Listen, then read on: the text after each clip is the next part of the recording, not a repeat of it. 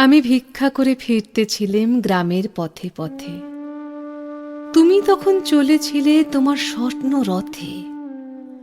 অপূর্ব এক স্বপ্ন সম লাগতেছিল চক্ষে মম। কি বিচিত্র শোভা তোমার, কি বিচিত্র সাজ।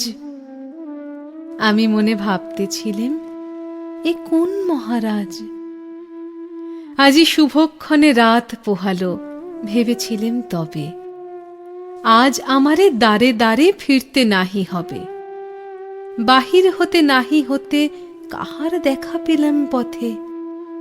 চলিতে রথ ধনধান্য ছড়াবে দুই ধারে। মুঠা মুঠা কুড়িয়ে নেব, নেব ভারে ভারে। দেখি সহসা রথ থেমে গেল আমার কাছে এসে। আমার মুখপানে চেয়ে নামলে তুমি হেসে। দেখে মুখের প্রসন্নতা জুড়িয়ে গেল সকল ব্যথা। হেনকালে কিসের লাগি তুমি অকস্মাৎ আমায় কিছু দাও গো, বলে বাড়িয়ে দিলে হাত। বলি, হে কি কথা রাজাধিরাজ, আমায় দাও গো কিছু। শুনে ক্ষণকালের তরে রইনু মাথা নিচু।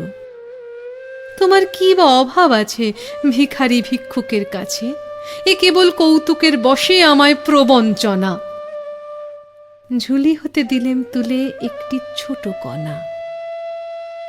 যবে পাত্রখানি ঘরে এনে উজাড় করি, এ কি, ভিক্ষা মাঝে একটি ছোট সোনার কণা দেখি। দিলেম যা রাজ ভিখারিরে, স্বর্ণ হয়ে এলো ফিরে। তখন কাঁদি চোখের জলে দুটি নয়ন ভরে। তোমায় কেন দিইনি আমার সকল শূন্য করে।